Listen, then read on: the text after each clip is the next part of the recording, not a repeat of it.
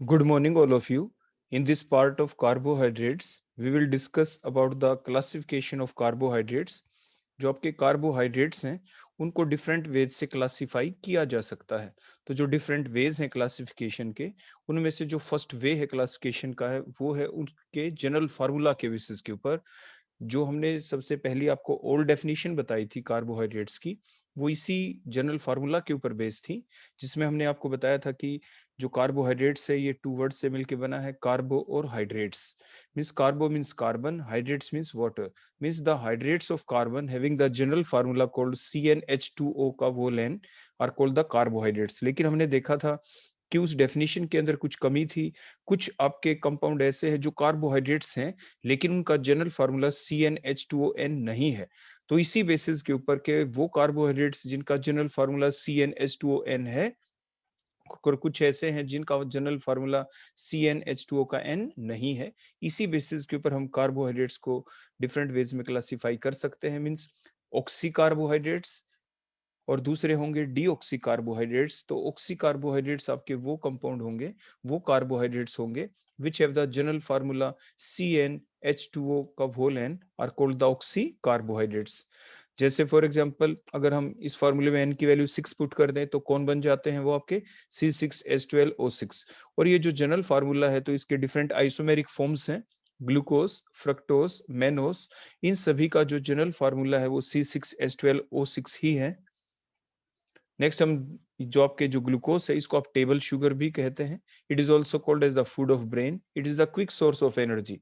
जब हमें बहुत कुछ थकावट हो जाती है, लेजीनेस हमें लगती है, तो हम क्विकली क्या लेते हैं, हम ग्लूकोज लेते हैं। कोई भी पेशेंट जब मेडिकल के अंदर जाता है तो डॉक्टर सबसे पहले जो बोतल लगाते हैं उसके ऊपर उसे क्या दिया जाता है, उसको ग्लूकोज दिया जाता है। So glucose is the quick source of energy. It is also called as the food of brain. It is the table sugar. अब ग्लूकोज की स्ट्रक्चर हम देखें, जैसे कि आपको इंट्रोडक्टरी पार्ट के अंदर भी बनानी सिखाई थी कि इसके अंदर आपके पास 6 कार्बन एटम होते हैं, उनको आप स्टेट चेन में लिख देते हैं। जो फर्स्ट जो कार्बन एटम होता है वो एल्डिहाइड ग्रुप होता है। अगर आप इसकी नंबरिंग करें 1 2 3 4 5 6, तो जो फर्स्ट कार्बन है उसके ऊपर हमने H लगाया क्योंकि एल्डिहाइड ग्रुप नंबर 1 पे होता है ग्लूकोज में। और इसमें एक ही चीज बस आपको ध्यान रखनी पड़ी थी, जो कार्बन एटम नंबर 3 है उसके ऊपर OH आपको किधर लगाना था, लेफ्ट साइड में, और सभी सारे OH आपके राइट साइड में। जैसे आप देखें 2 के ऊपर, 3 के ऊपर देखो लेफ्ट में है, 4 5 6 सभी आपके राइट साइड में है। बची हुई वैलेंसी हमेशा किससे पूरी करते हैं आप, H लगा के इस टाइप से पूरी कर देते हैं। तो ये स्ट्रक्चर आपके ग्लूकोज की हो गई। तो आपने इसके अंदर देखा जो ग्लूकोज है ये क्या है, ऑक्सी कार्बोहाइड्रेट्स है, क्योंकि इनका जो जनरल फार्मूला है वो क्या है, CnH2O का N। उसके बाद नेक्स्ट आप देखें राइबोज शुगर C5H10O5। इसमें भी अगर N की वैल्यू 5 पुट कर दें तो ये भी आपका ऑक्सी कार्बोहाइड्रेट का एग्जाम्पल आ जाता है। हमने आपको ये भी बताया था कि आप राइबोज शुगर को किस तरह से याद करें। हमने आपको ये बताया था कि जो आपके ग्लूकोज की स्ट्रक्चर है उस ग्लूकोज के अंदर से जो C3 पोर्शन अगर हम रिमूव कर दें, देखो यहाँ से, देखो ये जो C3 पोर्शन आपको देखो यहाँ पे दिख रहा है, अगर हम इतने पोर्शन को हटा देते हैं और बची हुई चीजों को इन स्टेट चेन ऐसे के ऐसे कर दे, means carbon atom number 2 carbon atom number 4 से डायरेक्टली अटैच हो जाता है, तो आपका वो कोई और नहीं, वो आपका राइबोज शुगर ही बन जाता है। आप देखिए 1 2 3 4 5 ही कार्बन होते हैं इसके अंदर। अब OH देखो थर्ड पोजीशन वाला हटा दिया तो सारे OH देखो राइट में ही रह गए, तो देखो सारे OH आपके राइट साइड में आ गए और बची हुई वैलेंसी आप H से पूरी कर देते हैं, देखो इस टाइप से। तो इस टाइप से ये कौन बन गया आपका, राइबोज शुगर। तो इस टाइप से आप राइबोज शुगर की स्ट्रक्चर को याद कर सकते हैं। ये भी एक ऑक्सी कार्बोहाइड्रेट है। इसके बाद नेक्स्ट हम देखते हैं deoxy carbohydrates. So the carbohydrates which do not have the general formula CnH2O का N and are formed by replacing one or more OH groups by H atom। अगर हम जितने भी, क्योंकि एक ऑक्सीजन की कमी हो जाएगी तो OH को हटा के H लगाने का मतलब ही क्या है, OH में से O हट गया तो क्या बच गया, H। तो ये बात हमने डेफिनेशन में लिखी है। अगर हम OH को हटा के वहां पे H लगा देते हैं तो वो आपके क्या बन जाते हैं, दिस कॉल्ड डीऑक्सी कार्बोहाइड्रेट्स। देखो आर कोल्ड के आगे मैं यहाँ पे देखो डीऑक्सी और लिख देता हूँ, यहाँ पे डीऑक्सी लिखना रह गया, डी और लिख दिया हमने। डी का मतलब नहीं है, कम हो गया, तो डीऑक्सी कार्बोहाइड्रेट्स हो गए आपके। एग्जाम्पल जैसे रेहमनोज ले लें आप, देखो ये इसके अंदर भी 6 कार्बन होते हैं इसी टाइप से, 1 2 3 4 5 6 हमने लगा दिया। पहला जो आपका कार्बोनिल ग्रुप है वो एल्डिहाइड की फॉर्म में ही होता है। आपके जो OH होते हैं रेमनोज के अंदर सेकंड और थर्ड कार्बन के ऊपर, वो आपके राइट साइड में होते हैं आपके। देखो OH सेकंड और थर्ड पे किधर हो गए, राइट साइड में। फोर्थ और फिफ्थ के ऊपर देखिए किधर हो गए आपके, लेफ्ट साइड के अंदर। और नंबर 6 के ऊपर आपका कोई भी OH नहीं होता, ये आपको ध्यान रखना है। और आपने ग्लूकोज को देखें, राइबोज को देखें, वहां पे आपके हर कार्बन एटम के ऊपर बोलो क्या था, OH, और एक कार्बन आपके कार्बोनिल के फॉर्म के अंदर था। यहाँ पे फर्स्ट कार्बन कार्बोनिल की फॉर्म में एल्डिहाइडिक है, लेकिन जो कार्बन एटम नंबर 6 होता है उसके ऊपर कोई भी OH नहीं होता। और 2 और 3 के ऊपर OH राइट हैंड साइड में होते हैं, 4 और 5 के ऊपर लेफ्ट हैंड साइड में होते हैं। सो that is the structure of rhamnose. और इसका जो फार्मूला है, क्योंकि एक H देखो, एक ऑक्सीजन जो कम हो गई है, देखो कार्बन एटम नंबर 6 के ऊपर अब कोई एक ऑक्सीजन नहीं है यहाँ पे, जबकि ग्लूकोज का ये आइसोमर ही है। ग्लूकोज का क्या था, आइसोमर जैसा ही है। आइसोमर कब होता, जब इसके अंदर भी एक OH होता। अब ये क्या आइसोमर है, नो, ग्लूकोज और रेमनोज आइसोमर नहीं है, क्योंकि आइसोमर वो होते हैं जिनका जनरल फार्मूला सेम हो, जिनका मोलिकुलर फार्मूला सेम हो। ग्लूकोज का तो मोलिकुलर फार्मूला क्या है, C6H12O6, और जबकि रेमनोज का मोलिकुलर फार्मूला क्या है, C6H12O5। इसलिए ये आपस में आइसोमर नहीं है। आइसोमर की मेन पहचान के वो दोनों का मोलिकुलर फार्मूला क्या होना चाहिए, सेम होना चाहिए। नेक्स्ट एग्जांपल ले लेते हैं हम, डीऑक्सी राइबोज शुगर। अभी राइबोज शुगर की स्ट्रक्चर देखो आपने ड्रा की थी यहाँ पे। अगर अब इस राइबोज शुगर की स्ट्रक्चर के अंदर से जो कार्बन एटम नंबर देखो, जो आपका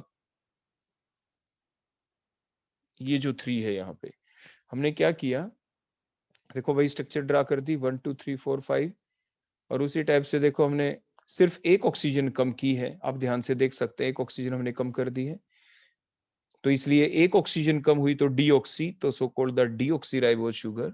वो आपकी क्या बन गई बोलो, डीऑक्सीराइबोज शुगर। तो हमने कार्बोहाइड्रेट की क्लासिफिकेशन देखी, first classification on the base of the general formula, कि वो कार्बोहाइड्रेट्स जिनका जनरल फार्मूला CnH2O का N है। ऑक्सी कार्बोहाइड्रेट्स जिनका जनरल फार्मूला CnH2O का N नहीं है, वो डीऑक्सी कार्बोहाइड्रेट्स कहलाते हैं। और इनके एग्जाम्पल नेक्स्ट अगली क्लासिफिकेशन में हम देखेंगे, on the basis of number of units obtained on hydrolysis. जब हम कार्बोहाइड्रेट्स की हाइड्रोलिसिस कर दें तो क्या वो फर्दर और सिंपलर यूनिट में ब्रेक हो सकता है, क्या उसकी हाइड्रोलिसिस से हमें और कोई सिंपलर यूनिट मिलती भी है या नहीं मिलती हैं। अगर नहीं मिलती हैं तो क्या कहेंगे, अगर मिलती हैं तो कितनी यूनिट्स मिलती हैं उसके हाइड्रोलिसिस के बाद, 2 3 4 या मेनी यूनिट्स मिलती हैं। इसी बेसिस के ऊपर हम कार्बोहाइड्रेट्स को क्लासिफाई करेंगे। तो पहली जो क्लासिफिकेशन के अंदर जो फर्स्ट टर्म आ गई, दैट इज द मोनोसेकेराइड्स। जो आपके कार्बोहाइड्रेट्स है उसके लिए हम सेकेराइड्स वर्ड भी यूज कर देते हैं।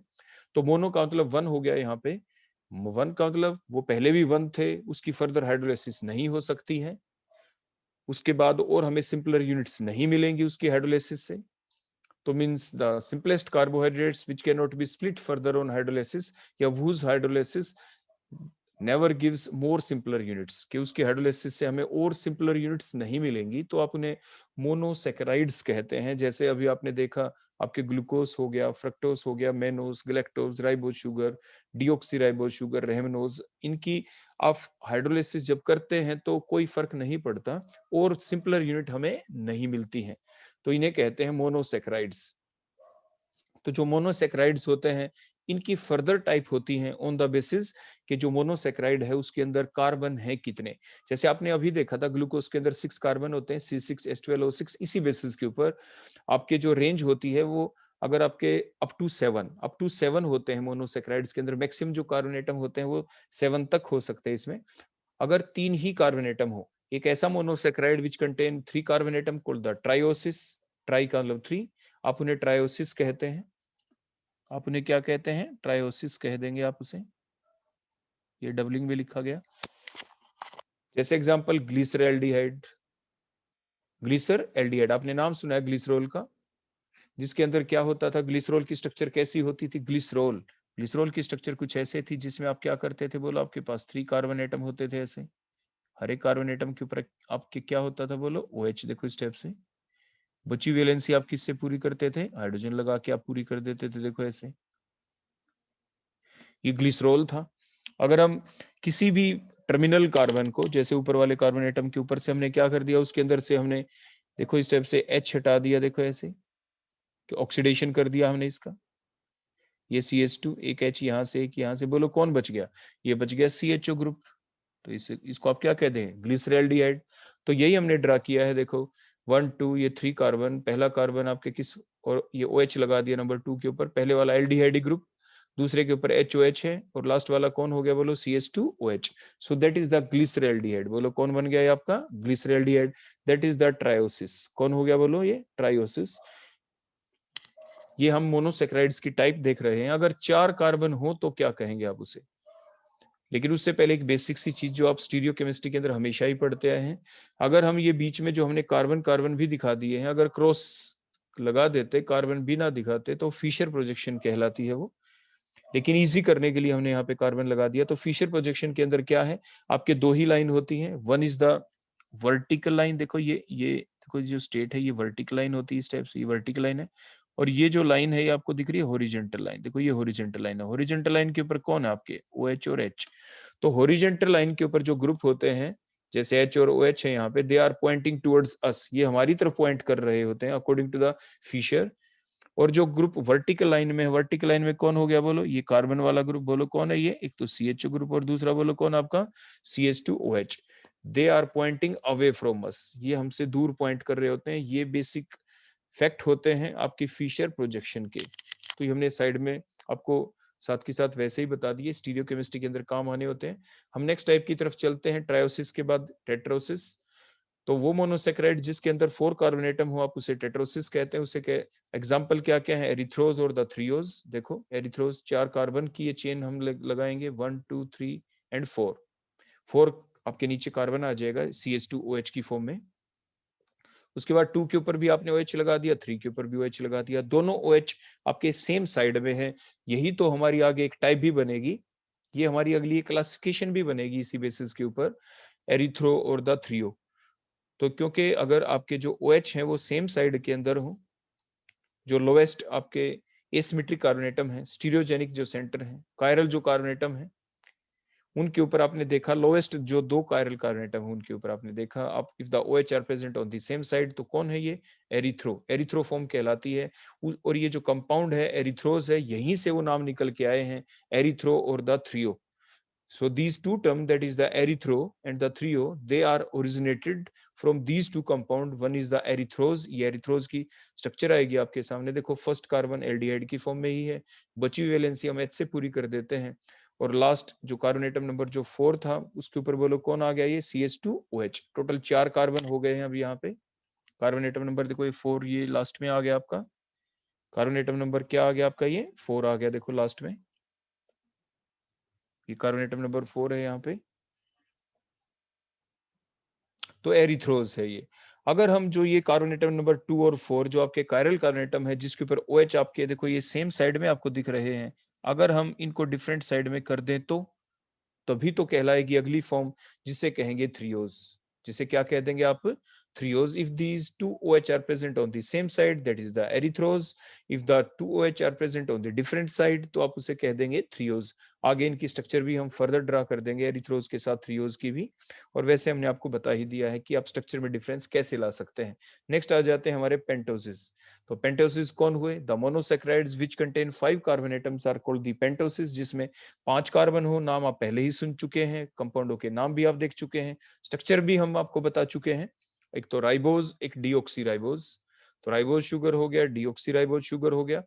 हमने होवर्थ स्ट्रक्चर भी बनाई थी इनकी, आपने देखा था कि जो अभी आपने पीछे स्ट्रक्चर देखी थी लास्ट स्लाइड के अंदर, कि राइबोज शुगर के अंदर क्या होता है, 5 कार्बन होते हैं। फर्स्ट कार्बन आपका एल्डिहाइड ग्रुप होता है।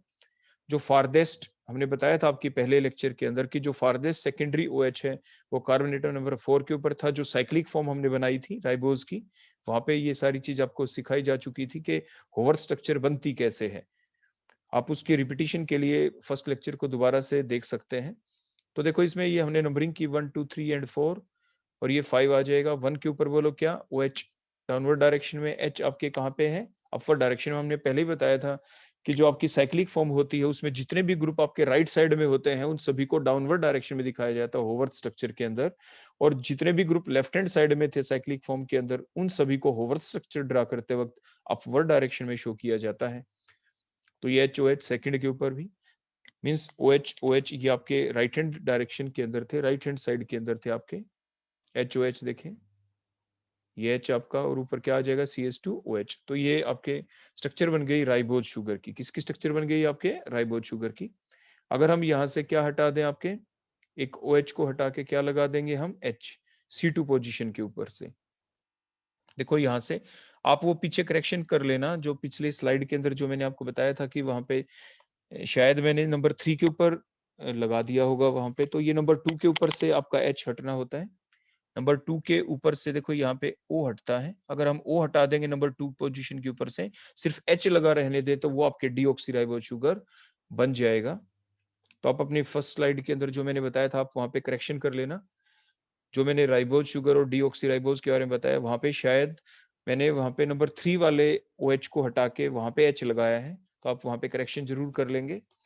नंबर 2 के वाला जो OH होता है, यहाँ पे OH को हटा के हम H लगा दे, तो वो आपका क्या बन जाता है? वो बनता है आपका डीऑक्सीराइबोज शुगर। वो क्या बन जाएगा आपका? Deoxyribose sugar.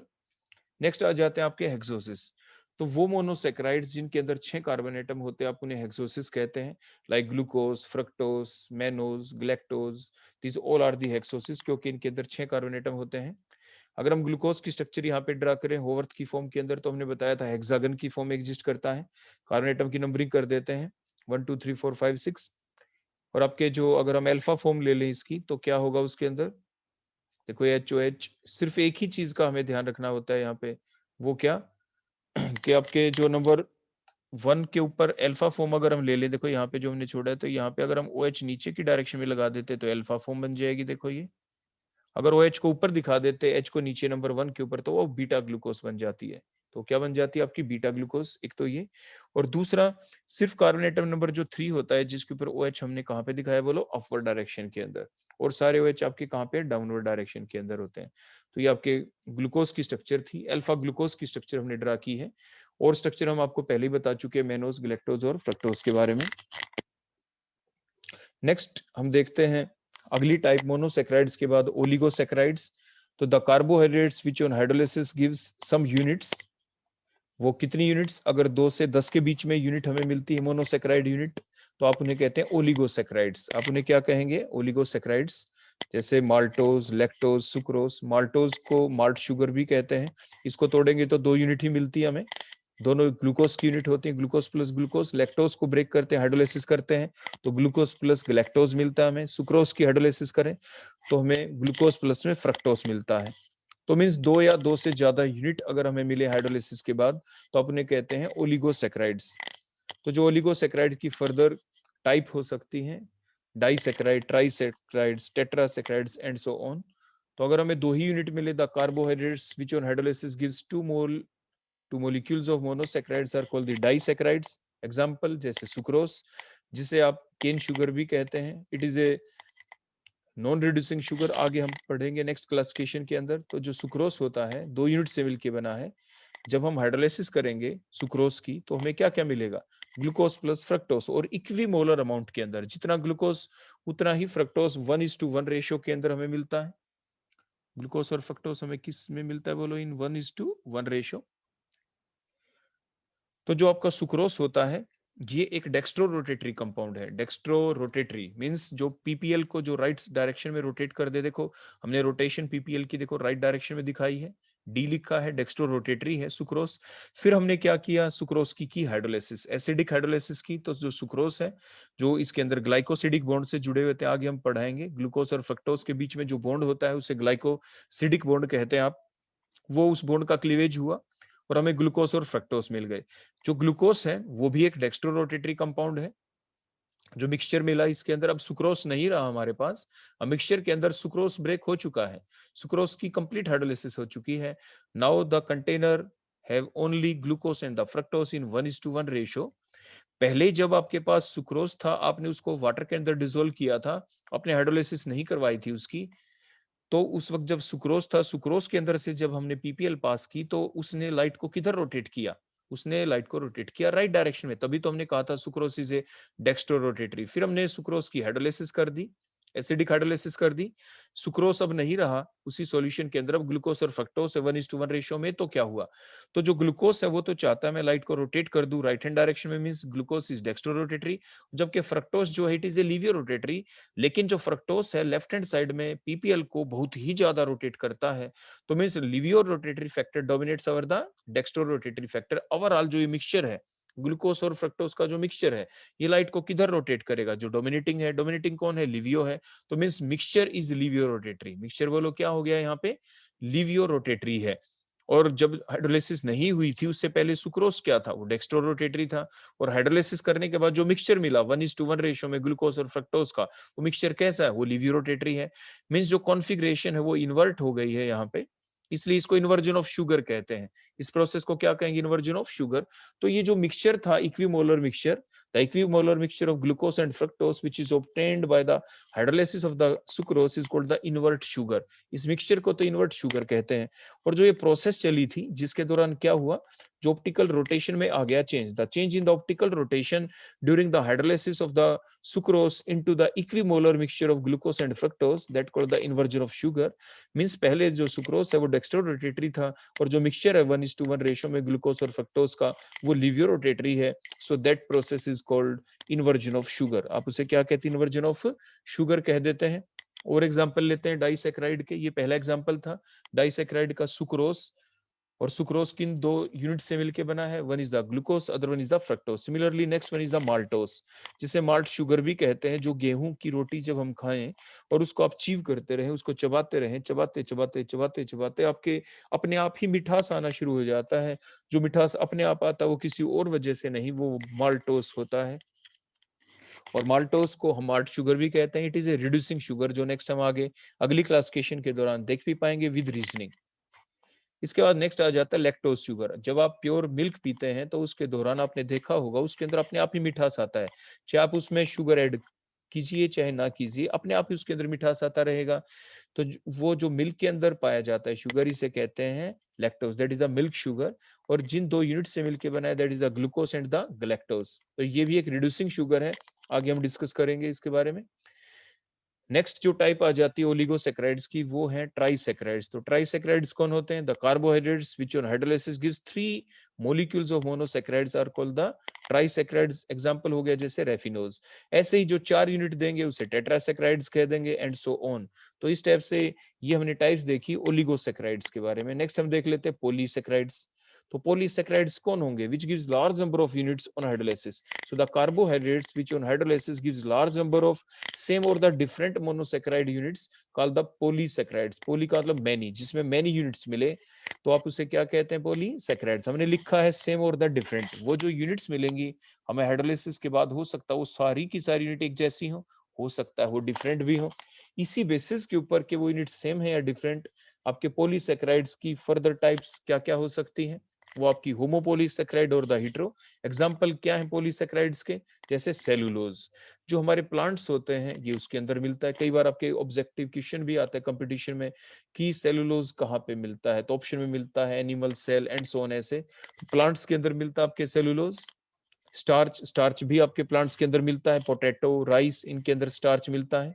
ग्लाइकोजन, ग्लाइकोजन हमने आपको पहले भी बताया था, जो जब हम मटेरियल खाते हैं, जब हम फूड खाते हैं उसके दौरान हमारे जो सोर्स ऑफ एनर्जी वो ग्लूकोज है, हमारे ब्लड के अंदर जब शुगर लेवल एक लिमिट से ज्यादा हो जाए तो कौन रोकता है उसको, ताकि शुगर लेवल एक लिमिट से ज्यादा ना हो, वो इंसुलिन हार्मोन होता है जो पेनक्रियास से रिलीज होता है। इंसुलिन क्या करता है, जो एक्सेस ऑफ जो ग्लूकोज होती है ब्लड के अंदर उसको कन्वर्ट कर देता है ग्लाइकोजन के अंदर, and that glycogen get stored in the liver, वो लीवर के अंदर जाके स्टोर हो जाती है। गम और पेक्टिन्स ये आपके प्लांट्स के अंदर मिलते हैं। जो आपके पहले 3 है सेलुलोज, स्टार्च, ग्लाइकोजन, जब हम इनकी हाइड्रोलाइसिस करते हैं तो हमें सिर्फ एक ही तरह की यूनिट मिलती है, वो आपकी मिलती है ग्लूकोज यूनिट। वो क्या मिलती है, ग्लूकोज। तो ये आपके होमोपोलीसैकेराइड्स होंगे। तो टाइप देख लेते हैं पॉलीसैकेराइड्स की। First one is the homopolysaccharides. Homo का मतलब सेम, एक जैसी यूनिट मिले। So the carbohydrates which on hydrolysis gives only one type of monosaccharide units are called the homopolysaccharides। Example जैसे मैंने अभी बताया, सेलुलोज, स्टार्च, ग्लाइकोजन। उसके बाद heteropolysacharide, hetero का मतलब not same or the different, so the carbohydrates which on hydrolysis gives more than one type of monosaccharide units are called the heteropolysaccharides। example जैसे gum, pectins। तो ये आपके polysaccharide, इनकी structure भी है आपके सिलेबस के अंदर, जो बाद में हम डिस्कस करेंगे सेलुलोज, स्टार्च और ग्लाइकोजन की स्ट्रक्चर्स के बारे में। क्लासिफिकेशन नेक्स्ट हमारी आ जाती है on the base of the test.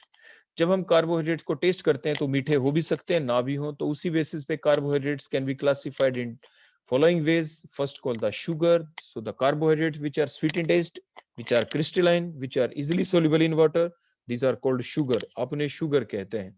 जितने भी मोनोसेक्राइड हैं, डाइसेक्राइड हैं, ये स्वाद में मीठे होते हैं। और जो स्वीटेस्ट शुगर है वो कौन है? वो आपके फ्रक्टोस होती है। वो कौन होती है आपकी? फ्रक्टोस। ऐसे एक नंबर का क्वेश्चन आपसे पूछा जा सकता है। Next, non-sugar. So the carbohydrates which are tasteless, which are amorphous powder, which are insoluble in water and form the colloidal solution are called the non-sugar. तो आप उन्हें क्या कहते हैं? वो non-sugar होते हैं। जितने भी polysaccharides हैं वो आपके non-sugar होते हैं। लेकिन कुछ सब्सटेंस ऐसे होते हैं जो कार्बोहाइड्रेट नहीं है लेकिन फिर भी बहुत मीठे होते हैं, फ्रक्टोज से भी ज्यादा मीठे होते हैं। ये पाया गया है कि वो 250 गुना 250 times more sweeter than the, आपके बोलो किससे? आपके जो फ्रक्टोज है उससे भी। वो कौन है? सैकरीन। तो ये नाम आप याद रखते हैं। अब हम देखेंगे next classification on the base of the carbonyl group present. हमने पीछे स्ट्रक्चर में देखा था, जैसे ग्लूकोज, फ्रक्टोज, उनकी स्ट्रक्चर के अंदर एल्डिहाइड ग्रुप था नंबर 1, और आपके फ्रक्टोज के अंदर देखा उसके अंदर नंबर 2 पोजीशन के ऊपर आपके कार्बोनिल ग्रुप था, that is in the form of ketones. तो on the basis of the nature of the carbonyl group के वो एल्डिहाइड है या कीटोन है, आपके कार्बोहाइड्रेट्स को फर्दर क्लासिफाई किया गया है। फर्स्ट क्लासिफिकेशन अब हम इसके बेसिस पे देखें तो एल्डोजिस हो सकते हैं या कीटोसिस। तो the carbohydrates which have the CHO group in their structure are called the aldoses. वो सारे कार्बोहाइड्रेट जिनकी स्ट्रक्चर में आपको CHO ग्रुप दिखाई देगा, आप उन्हें एल्डोजिस के नाम से पुकार देंगे। जैसे आपके ग्लूकोज, मेनोज, गलेक्टोज, रेहमनोज, आपके ribose sugar, deoxy ribose sugar, इन सभी के अंदर CHO ग्रुप होता है। ये सारे के सारे आपके एल्डोजिस कहलाते हैं। जैसे ग्लूकोज की स्ट्रक्चर फिर ड्रा कर देते हैं, नंबरिंग की 1 2 3 4। नंबर 1 के ऊपर हमने देखो H लगाया है, सो it is the aldehyde group. और बचे हुए पोजीशन हम पहले ही बता चुके हैं, 2 के ऊपर OH आपके राइट हैंड साइड में, 3 पे लेफ्ट, और बचे हुए सारे आपके राइट हैंड साइड में बची वैलेंसी H से पूरी कर देते हैं। तो आपने देखा इसके अंदर एल्डिहाइड ग्रुप है तो ये एल्डोजिस हो गया। मेनोस को देखें, एक ही डिफरेंस है मेनोस में और ग्लूकोज के अंदर, वो क्या? एट पोजीशन नंबर 2 के ऊपर। 2 के ऊपर क्या था? आपके ग्लूकोज के अंदर OH राइट हैंड साइड में था, और ये यहाँ पे क्या आएगा? लेफ्ट हैंड साइड में। इन्हें एपीमर्स कहते हैं। आप पहले ही पढ़ चुके हैं। और बची हुई आपके OH और H आपके बिल्कुल सेम रहेंगे ग्लूकोज के जैसे। नेक्स्ट हम ग्लैक्टोज देख लें। ग्लूकोज और ग्लैक्टोज में एक ही डिफरेंस था, वो कार्बोनेटम नंबर 4 के ऊपर था। देखो 1 2 3 4 5 6 OH आपने सारे लगाए, सिर्फ 4 के ऊपर देखें ग्लूकोज के कंपैरिजन में। ग्लूकोज में नंबर 4 के ऊपर OH राइट में था, हम गैलेक्टोज के अंदर देखो हमने 4 पे लगा दिया। बची हुई स्ट्रक्चर एज सच।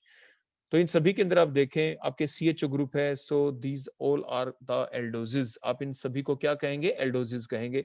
ऐसे आप राइबोज की स्ट्रक्चर भी ड्रा कर सकते हैं, डीऑक्सी राइबोज की कर सकते हैं, रेमनोज की स्ट्रक्चर ड्रा कर सकते हैं, उनके अंदर भी CHO ग्रुप होता है। So these all such carbohydrates are called the aldoses. Next आ जाता है कीटोसिस, जिनके अंदर कीटोनिक ग्रुप दिखाई दे, COR ग्रुप दिखाई दे in their structure are called the ketosis.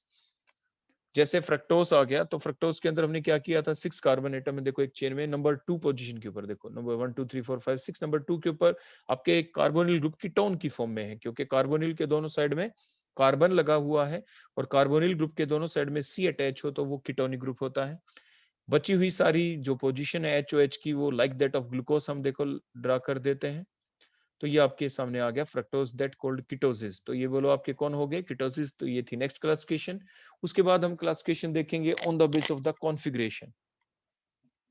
Configuration means, configuration देखते वक्त हम ये देखते हैं कि कोई भी आपके पास देखो कार्बोहाइड्रेट है, उसके अंदर हमने क्या देखा कि जो आपके CHO ग्रुप है या कीटोनिक जो ग्रुप है, एल्डिहाइड, जैसे अभी हमने एल्डिहाइड दिखाए हैं, आप फ्रक्टोज की फॉर्म भी ले सकते थे नंबर 2 के ऊपर जो कार्बोनिल ग्रुप कीटोन, उससे सबसे ज्यादा दूर, या दूसरे शब्दों में ये कह सकते हैं बॉटम से देखें, बॉटम से जो सबसे पहला एसिमेट्रिक कार्बोनेटम होगा, कायरल कार्बोनेटम होगा, उसको देखना है। तो देखो सबसे नीचे वाला ये CH2OH है, ये तो कायरल कार्बोनेटम है नहीं। उससे ऊपर वाला देखो ये कार्बन, ये कायरल कार्बोनेटम है, देखो ये कायरल कार्बोनेटम है। इस कायरल कार्बोनेटम के ऊपर हमें ये देखना है कि OH किधर है, OH किधर है। OH अगर आपका राइट साइड में आता है, क्योंकि अगर हम ग्लिसरॉल्डिहाइड की स्ट्रक्चर अभी हम देखेंगे, उसके अंदर भी जो आपका सेकंड लास्ट जिसे पेनल्टीमेट पोजीशन भी कहते हैं, वहां पे OH राइट साइड में होता है, तो आप उन्हें क्या कहते हैं, डी ग्लिसरॉल्डिहाइड, और लेफ्ट हैंड साइड में दिखाई दे तो उसे कहेंगे एल ग्लिसरॉल्डिहाइड। तो ये हमने कहा for assigning the configuration of the monosaccharides, the OH on the lowest asymmetric और the chiral carbon atom is compared with the OH of the glyceraldehyde. तो जो आपके ग्लिसरॉल्डिहाइड होते हैं, देखो आपके सामने डी ग्लिसरॉल्डिहाइड की स्ट्रक्चर ड्रा करते हैं। अभी हमने ग्लिसरॉल्डिहाइड के पीछे ड्रा की थी स्ट्रक्चर। आप इसमें देखें जो लोएस्ट आपका कायरल कार्बोनेटम है, जो कार्बोनेटम नंबर 2 है, इसके ऊपर देखें आपका OH किधर है। OH आपको दिख रहा है कि इसके ऊपर, बोलो किधर, on the right hand side. तो इसीलिए हमने ऐसे कंपाउंड्स को आप कहते हैं, ऐसे कार्बोहाइड्रेट्स को आप कहते हैं डी सीरीज के कंपाउंड। तो फिलहाल आप इन्हें कहेंगे डी शुगर और द डी कार्बोहाइड्रेट्स। क्या कहेंगे आप इन्हें, डी कार्बोहाइड्रेट्स। सिमिलरली अगर एल ग्लिसरॉल्डिहाइड को देखेंगे तो उसमें 1 2 3 देखो हमने किया। उसके बाद आप बड़े ध्यान से देखिए हमने क्या किया है, जो कायरल कार्बोनेटम है लोवेस्ट, इस कंपाउंड में तो एक ही कायरल कार्बोनेटम है, खैर उसके ऊपर आपने देखा बॉटम साइड से जो पहला कायरल कार्बोनेटम है उसके ऊपर OH किधर है, वो है आपके लेफ्ट हैंड साइड में। तो आपने इसको कह दिया एल सीरीज के कंपाउंड, आप इन्हें एल शुगर कहेंगे। क्या कहेंगे, इन्हें एल शुगर। इसके बाद हम नेक्स्ट देखते हैं, देखो वो आपके on the base of configuration, जो अभी हमने आपको बताया कि कॉन्फ़िगरेशन के बेसिस के ऊपर कैसे, कि आपके वो कंपाउंड जो डी ग्लिसरॉल्डिहाइड के साथ कंपेयर करते हैं तो उस जैसे हैं, उस जैसे मतलब जो कायरल कार्बोनेटम है, आपके लोवेस्ट कायरल कार्बोनेटम डी ग्लिसरॉल्डिहाइड में, बोलो किधर है, उसमें OH राइट साइड में है। एल ग्लिसरॉल्डिहाइड के अंदर आपके OH बोलो कहां पे, आपके लेफ्ट हैंड साइड के अंदर है। और डी ग्लिसरॉल्डिहाइड के अंदर बोलो किधर, आपके राइट हैंड साइड में है। और एल ग्लिसरॉल्डिहाइड में किधर है, बोलो लेफ्ट हैंड साइड में है। तो वो सारे कंपाउंड जिनके अंदर आपको क्या दिखाई दे, जो पेनल्टीमेट लोवेस्ट जो कायरल कार्बोनेटम है उसके ऊपर आपके OH राइट हैंड साइड में दिखाई देगा, तो आप उनको कहेंगे डी शुगर और द डी कॉन्फ़िगरेशन कार्बोहाइड्रेट्स। और जिनके अंदर लेफ्ट हैंड साइड में दिखाई देगा उन्हें आप कहेंगे एल शुगर्स और the L configuration carbohydrates. Example हम देखें, जैसे आपके ग्लूकोज के अंदर आप देखें, ये 1 2 3 4 5 6 हमने स्ट्रक्चर बना दी। OH लगा दिए नंबर 3 के ऊपर ही आपको लगाना था लेफ्ट हैंड साइड में, और बचे हुए सारे OH आपको पता ही है राइट हैंड साइड में होते हैं ग्लूकोज के अंदर। बची वैलेंसी हमने H से पूरी कर दी। तो आप देखें जो लोवेस्ट कायरल कार्बोनेटम है ग्लूकोज के अंदर, देखो वो कार्बोनेटम नंबर 5 है। कायरल कार्बोनेटम तो और भी है लेकिन लोवेस्ट, या दूसरे शब्दों में जो एल्डिहाइड ग्रुप है, जो कार्बोनिल ग्रुप है CO, उससे सबसे दूर वाला कायरल कार्बोनेटम। तो दोनों का मतलब एक ही है। कार्बोनिल ग्रुप से सबसे दूर कौन सा कायरल कार्बोनेटम है, C5 है, या नीचे से बॉटम डायरेक्शन से कौन कायरल कार्बोनेटम है, वो आपका बोलो कौन हो गया यहाँ पे, C5OH हो गया। बोलो कौन हो गया यहाँ पे, C5OH। देखो ये C5OH में बोलो OH किधर दिख रहा है, ये OH आपको दिख रहा है राइट हैंड डायरेक्शन के अंदर। बोलो किधर है, ये राइट हैंड साइड के अंदर है। तो आप इसे क्या कहेंगे, that is the D sugar. इन्हें आप डी शुगर कहते हैं। ये ग्लूकोज जो आपके सामने है ये डी शुगर है। नेक्स्ट हम देखते हैं एल कॉन्फ़िगरेशन कार्बोहाइड्रेट और द एल शुगर। अभी मैंने बता दिया था कि वो सारे monosaccharides in which the OH group on the left hand side at the farthest chiral carbonatum from the carbonyl group, like in case of the L-glyceraldehyde। Comparison हम कर रहे हैं ग्लिसरॉल्डिहाइड के साथ। ग्लिसरॉल्डिहाइड को एज ए स्टैंडर्ड चूज किया गया है to define the D series और द एल सीरीज। तो अब देखें रेमनोज को हमने ले लिया, तो उसी टाइप से हमने स्ट्रक्चर ड्रा की 1 2 3 4 5 6। हमने रेमनोज के अंदर नंबर 2 और 3 के ऊपर OH आपके राइट हैंड साइड में होते हैं, क्योंकि हमने 2 और 3 के ऊपर H किधर दिखाए, लेफ्ट हैंड साइड में। 4 और 5 के ऊपर आपके जो H है वो राइट हैंड साइड में, और OH किधर होंगे, लेफ्ट हैंड साइड के अंदर होंगे। सिर्फ 4 ही OH होते हैं। देखो 2 और 3 के ऊपर OH राइट हैंड साइड में, 4 और 5 के ऊपर OH आपके लेफ्ट हैंड साइड में है। और जो नंबर 6 है वो उसके ऊपर सारे ही H होते हैं, वहां पे H होता ही नहीं, क्योंकि ये आपका डीऑक्सी कार्बोहाइड्रेट्स हैं। इनके का जो जनरल फार्मूला है वो CnH2O का N भी नहीं है। तो आप इसमें देखें जो लोवेस्ट कायरल कार्बोनेटम है वो C5 है। यहाँ पे उस C5 के ऊपर आप देखें ध्यान से OH किधर है, वो किस जैसा है, वो एल ग्लिसरॉल्डिहाइड की तरह है। तो इसलिए ये आपके एल शुगर कहलाएगा। Rhamnose is A L sugar, और आपके जो ग्लूकोज है it is the D sugar, ये डी शुगर की कैटेगरी में आ जाता है। तो ये थी नेक्स्ट क्लासिफिकेशन कार्बोहाइड्रेट्स की on the base of the configuration. Next हम आगे बता दें कि जितने भी डी सीरीज और एल सीरीज के जो आइसोमर आइसोमर जो होते हैं, हम आइसोमर की बात कर रहे हैं, कोई और नहीं, जो भी आइसोमर होगा, जैसे डी ग्लूकोज हम कर दें, ऐसे एल ग्लूकोज कर दें, जो डी आइसोमर अगर हम ड्रा कर दें तो वो आपस में एक दूसरे के एनेंशियोमर्स होते हैं। वो सारे आपस में क्या होते हैं, एक दूसरे के एनेंशियोमर्स होते हैं। जैसे डी ग्लिसरॉल्डिहाइड एल ग्लिसरॉल्डिहाइड, बीच में अगर हम मिरर लगा दें तो एक दूसरे की बोलो क्या है, ये मिरर इमेज। तो डी ग्लिसरॉल्डिहाइड और L glyceraldehyde behaves like the mirror image of each other, and such type of compound which have the general formula, which have the molecular formula is same, whose molecular formula is same, and the and forms the non superimposable mirror image of each other, such pair of compound called the enantiomers। आप glucose के अंदर भी देख सकते हैं, अगर हम D glucose ले ले, दूसरा एल ग्लूकोज ले ले, तो ये दोनों के क्या है, ये आपस में एनेंशियोमर्स हैं। बोलो क्या है, ये एनेंशियोमर्स हैं। और इसमें आप देखें जो लोएस्ट कायरल कार्नेटम है आपके डी ग्लूकोज के अंदर, देखो इसमें हमने OH जो रेड साइड से दिखाया है, बोलो किधर है, राइट साइड में, तो डी हो गया। और लोएस्ट कायरल कार्नेटम अगर हम एल ग्लूकोज में देखें, बोलो हमने किधर दिखाया है, ये हमने दिखाया लेफ्ट हैंड साइड में, तो ये एल ग्लूकोज हो गया। तो आपस में एक दूसरे के क्या है, ये एनेंशियोमर्स हैं। तो नेक्स्ट अब हम क्लासिफिकेशन देखते हैं on the base of the orientation of the group on the two adjacent bottom stereogenic centre. जैसे मैंने पहले भी आपको बताया था कि आपके जो बॉटम वाले दो कायरल कार्नेटम अगर हम ले लें, बॉटम वाले दो कायरल कार्नेटम, नीचे से पहला और दूसरा कायरल कार्नेटम ले लें, और उनके ऊपर हम देखें जो सेम ग्रुप है, अगर वो सेम साइड में है तो एरिथ्रो, अगर सेम ग्रुप डिफरेंट साइड में है तो वो आपके थ्रियो कहलाते हैं। तो आपके जो एरिथ्रियो कार्बोहाइड्रेट्स बोलो कौन बन गए। और इनका जो ओरिजिनेशन है, ये आए कहाँ से है, ये शब्द मैंने पहले ही बताया था, ये एरिथ्रोज से आए हैं। तो सबसे पहले हम एरिथ्रोज की स्ट्रक्चर ही देख लेते हैं। देखो 1 2 3 4 भी आपका CH2OH ही होगा नीचे। फिर हमने देखो OH2 और 3 के ऊपर देखो राइट डायरेक्शन में दिखा दिए, और ये CH2OH लगा दिया। इसमें देखो कायरल कार्नेटम कहाँ है, क्या जो नंबर 4 वाला जो कार्बन है, क्या ये कायरल कार्नेटम है? नो। जो 3 वाला है ये भी कायरल कार्नेटम है, 2 वाला भी कायरल कार्नेटम है। तो लोएस्ट जो कायरल कार्नेटम थे बॉटम की तरफ से, उसके ऊपर जो OH है, बताओ वो कहाँ पे present, these OH are present on the same side. वो क्या है बोलो, आपके सेम साइड में है। यहाँ पे तो कार्बोहाइड्रेट्स में तुम OH ले रहे हैं, अगर यहाँ पे कोई Cl सेम साइड में होते तो भी आप उसे एरिथ्रो कहते। क्या कहते आप उसे, एरिथ्रो कहते। तो ये एरिथ्रियो कार्बोहाइड्रेट्स कहलाते हैं। So the monosaccharides having the two same group are present on the same side on the two adjacent bottom stereogenic center in the Fischer projection are called the erythrio carbohydrates। जैसे erythrose इसका example हो गया। Next threo carbohydrates, तो threo कौन होंगे, जिसके अंदर OH आपके सेम साइड में ना हो, वो आपके थ्रियो फॉर्म बन जाएगी। देखो ये थ्रियोज की स्ट्रक्चर हमने ड्रा की। फर्क दोनों की स्ट्रक्चर में देखो क्या है, एक ही तो डिफरेंस आपने देखा, वो डिफरेंस बताओ क्या है। वो डिफरेंस है सिर्फ यहाँ पे, देखो ये OH जो है वो आपके सेम साइड में नहीं है। नंबर 2 के ऊपर OH किधर था, एरिथ्रोज में, राइट हैंड साइड में। थ्रियोज में कहाँ पे है, लेफ्ट हैंड साइड में। तो ये आपकी थ्रियो फॉर्म बन गई, वो आपकी एरिथ्रो फॉर्म थी पहले वाली जो हमने ड्रा की। और एग्जांपल देखें तो जैसे ग्लूकोज, ग्लूकोज के अंदर भी वही स्ट्रक्चर 1 2 3 4 5 6 हमने सारे देखो OH लगा दिए, पहले आपको बता रखे हमने किस टाइप से लगाते हैं। इनके अंदर भी आप देखें लोएस्ट कायरल कार्नेटम बोलो कौन है, कार्नेटम नंबर 5। उससे अगले वाला कौन है बोलो, कार्नेटम नंबर 4। तो 4 और 5 के ऊपर देखें OH बोलो किधर है, they are present on the same side. तो ये कौन सी फॉर्म बन गई, that is the erythro form. ये एरिथ्रोज तो इस कंपाउंड का नाम है, that compound is called erythrose. ये कंपाउंड थ्रियोज है। तो जो एरिथ्रो जैसे होंगे, जो वो एरिथ्रो कंपाउंड्स कहलाएंगे, जो थ्रियोज जैसे होंगे उन्हें थ्रियो कंपाउंड्स कहा जाएगा। तो जैसे रेमनोज की स्ट्रक्चर हम ड्रा कर दे उसी टाइप से 1 2 3 4 5 6 हमने बताया था। 2 और 3 के ऊपर आपके OH किधर होंगे, उसमें राइट हैंड साइड में, और 4 और 5 के ऊपर किधर होंगे, लेफ्ट हैंड साइड में। 6 के ऊपर सारे आपके क्या होते हैं, H होते हैं। तो देखो 2 और 3 के ऊपर OH हमने राइट हैंड साइड में लगाए, 4 और 5 के ऊपर लेफ्ट हैंड साइड में लगाए, और 6 के ऊपर सारे H ही होते हैं।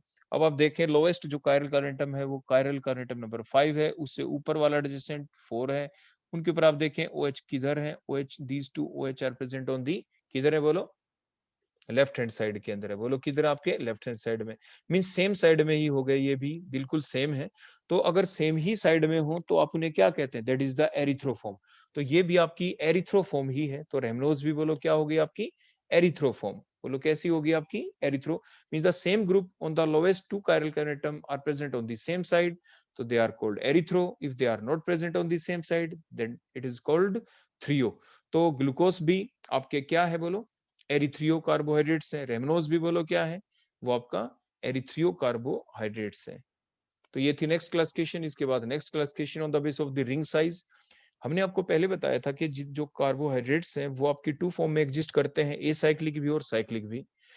तो आपने देखा था जैसे ग्लूकोज है वो किस फॉर्म में एग्जिस्ट करता है। ग्लूकोज एक 6 मेंबर रिंग स्ट्रक्चर बनाता है जिसके अंदर 5 कार्बन होते थे और एक ऑक्सीजन होती थी।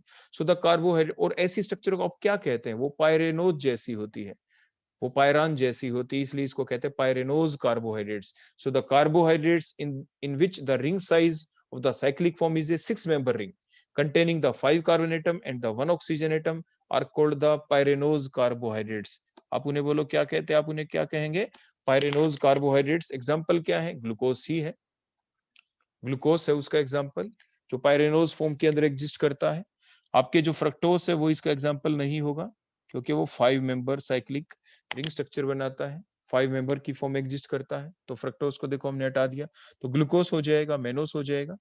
अब ग्लूकोज की देखो ये स्ट्रक्चर थी, हमने पहले ही बताया था, देखो 1 2 3 4 5 वाला जो OH होता है, जो नंबर 1 के ऊपर जो एल्डिहाइड ग्रुप था उसके साथ वो साइक्लाइजेशन करता है, उसके साथ क्या करता है बोलो, साइक्लाइजेशन, और 2 एनोमेरिक फॉर्म बनती थी, एक अल्फा ग्लूकोज और दूसरी बोलो कौन सी बनती थी आपकी, बीटा ग्लूकोज। देखो इस टाइप से ये अल्फा ग्लूकोज की देखो हमने स्ट्रक्चर बना दी साइक्लिक फॉर्म। इसको होवर्थ फार्मूला की फॉर्म में हमने ड्रा किया था। जितने भी OH, जितने भी ग्रुप राइट हैंड साइड में, उनको कहां पे दिखाएंगे, देखो 1 2 3 4 5 6 करने के बाद नंबर 1 2 3 4 5 जहां पे भी जितने भी ग्रुप हैं जो आपके राइट हैंड साइड में दिख रहे हैं सारे डाउनवर्ड डायरेक्शन में आएंगे। जैसे 1 के ऊपर देखें OH को हमने नीचे दिखाया, H को ऊपर। 2 के ऊपर देखें OH को नीचे, H को ऊपर। 3 के ऊपर देखें the H is shown in the downward direction and the OH in the upward direction। 4 के ऊपर देखें the OH is shown in the downward direction and the H in the upward direction। और जो नंबर 5 के ऊपर हमें ध्यान रखना पड़ता है कि the smaller group in the downward direction, the bigger group that is the CH2OH that is in the upward direction. तो इस टाइप से ये आपकी स्ट्रक्चर हमने ग्लूकोज की देखी। अल्फा ग्लूकोज की स्ट्रक्चर है ये। इन सभी के अंदर बोलो जो रिंग बना है होवर्थ के अनुसार भी 6 member ring in which the आपके हेक्सागन ड्रा किया जाता है and the oxygen is written at the right top corner.